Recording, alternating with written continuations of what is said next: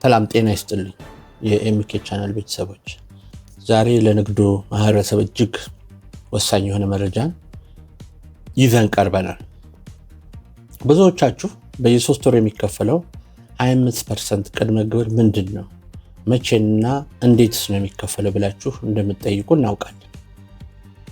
ግብር መክፈል የዜግነት ግዴታ ቢሆንም አከፋፈሉን አለማወቅ ግን ለተጨማሪ ቅጣትና እንግልት ሊዳርግ ይችላል።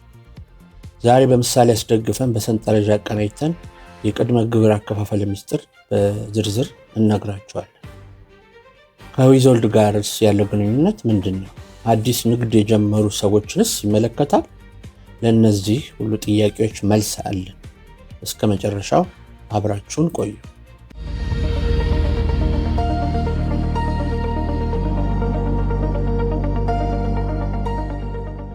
ቅድመ ግብር ምንድነው ወይም ምን ማለት ነው? ቅድመ ግብር ማለት አንድ ድርጅት የዓመቱን ትርፍ ግብር በዓመቱ መጨረሻ በአንድ ጊዜ ከመክፈል ይልቅ በየ3 ወሩ ወይም በየሩብ ዓመቱ 25% እየከፈለ የሚሄድበት አሰራር።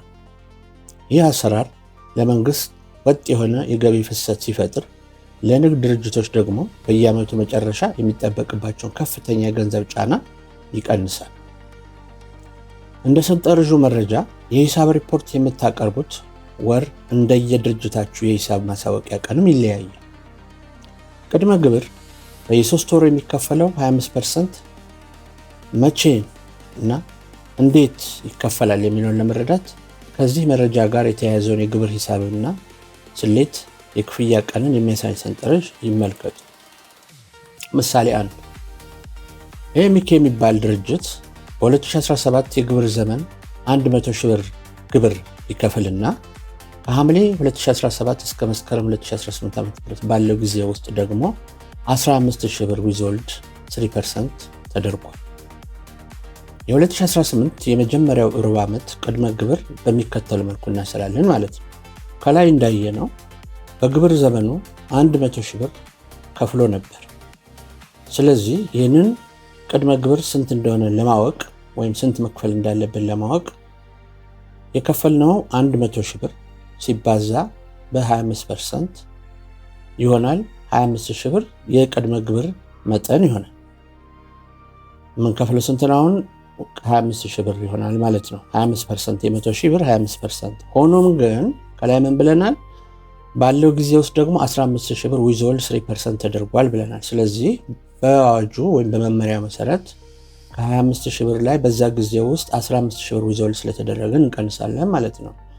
ስለዚህ 25,000 ሲቀነስ 15,000 ብር 10,000 እናሳውቃለን ማለት ነው። ይሄ የመጀመሪያው ምሳሌ 1 ነው፣ ዊዞልድ ጋራ ከተገናኘ ማለት ነው። ዊዞልድስ ባይኖር እንዴት ነው የምናስለው? ምሳሌ 2ን እንመልከት።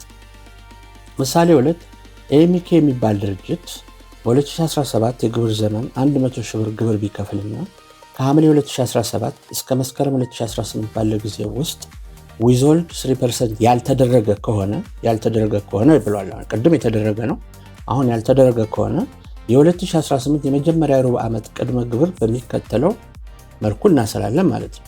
ስለሆነ በቀጥታ 25% አባስተን ብር 25,000 የቅድመ ግብር ክፍያ እንፈጽማለን ማለት ነው። በሚቀጥለው ደግሞ መቼ ነው የቅድመ ግብር ክፍያችንን ከፍለን የምናጠናቅቀው ለሚለው ደግሞ ለምሳሌ የሂሳብ መዝገባቸውን በጥቅምት ወር ለሚያጠናቅቁ ድርጅቶች የመጀመሪያ 25% ክፍያ የሚፈጸመው በየካቲት ወር፣ ሁለተኛው ደግሞ በግንቦት፣ ሶስተኛው ደግሞ በነሐሴ ወር ይከናወናል ማለት ነው። ሰንጠረዥ 1 እንመልከት። የሂሳብ ሪፖርታቸውን በጥቅምት ወር ለሚያጠናቅቁ እስከ ጥቅምት ወር ለሚዘጉ ማለት ነው፣ በአበሻ አቆጣጠር ማለት ነው። እዚህ ጋር የሂሳብ ሪፖርት ወራት፣ የቅድመ ግብር አከፋፈል ጊዜ እና ዊዞልዲንግ። የሂሳብ ሪፖርት ወራት የሐምሌ፣ የነሐሴ፣ መስከረምን በየካቲት ወር 25% ይከፈላል። ዊዞልድ ካለ ደግሞ 3% ይቀንሳል። የጥቅምት፣ የህዳር፣ የታህሳስ ደግሞ በግንቦት ወር 25% ይከፈላል። 3% ዊዞልድ ካለ ይቀንሳል። የጥር፣ የካቲት፣ መጋቢት በነሐሴ ወር 25% ይከፈላል። 3% ዊዞልድ ካለ ይቀንሳል። የሚያዝያ፣ ግንቦት፣ ሰኔ እስከ ጥቅምት ወር የዓመቱን አጠቃላይ ይከፍላሉ። 3% ዊዝሆልድ ካለ ይቀንሳል ማለት ነው። ይህ እንደ ኢትዮጵያ አቆጣጠር ግብራቸውን ለሚያጠናቅቁ ታክስ ከፋዮች ነው ማለት ነው። በዚህ በሰንጠረዥ 2 ደግሞ የሂሳብ ሪፖርታቸውን እንደ አውሮፓ አቆጣጠር ሚያዝያ 30 ወይም አፕሪል 30 ለሚያቀርቡ ደግሞ የሂሳብ ሪፖርት ወራት፣ የቅድመ ግብር አከፋፈል ጊዜና ዊዝሆልዲንግ 3% ምን እንደሆነ እንመለከታለን።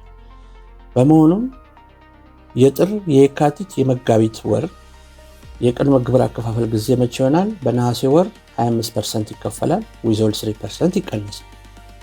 የሚያዝያ፣ የግንቦት፣ የሰኔ ወር ደግሞ በህዳር ወር 25% ይከፈላል፣ 3% ዊዝሆልድ ይቀንሳል። የሐምሌ፣ የነሐሴ፣ የመስከረም ደግሞ በየካቲት ወር 25% ይከፈላል፣ 3% ዊዝሆልድ ይቀንሳል። በጥቅምት፣ ህዳር፣ ታህሳስ ደግሞ እስከ ሚያዝያ ወር ወይም አፕሪል 30 የዓመቱን ግብር አጠቃላይ ይከፍላሉ፣ ዊዝሆልድ ካለ ይቀንሳል ማለት ነው። አዲስ ነጋዴዎችና የዓመትስ ማጠቃለያን በተመለከተ እዚህ ጋር አንድ ትልቅ የምስራች አለ። ከሐምሌ 1 ቀን 2017 ዓ.ም ጀምሮ ወደ ንግድ ስርዓቱ የገባችሁ አዲስ ግብር ከፋዮች ከሆናችሁ ይህ በየሩብ ዓመቱ የሚከፈሉ ቅድመ ግብር አይመለከታችሁ። እናንተ ግብራችሁን የምትከፍሉት በዓመቱ መጨረሻ የሂሳብ ሪፖርታችሁን ስታቀርቡ በጥቅል ይሆናል። ሌላ ማወቅ ያለባችሁ ነጥብ የዓመቱ የትርፍ ግብር ተሰልቶ ስታበቁ ከታሰበው በላይ ቅድመ ግብር ከከፈላችሁ ገንዘቡ ተመላሽ ይደረግላችኋል ወይም ለቀጣይ ዓመት ማካካሻ ይያዝላችኋል ማለት ነው። ከታሰበው በታች ከከፈላችሁ ደግሞ ቀሪውን ልዩነት ብቻ ትሞላላችሁ።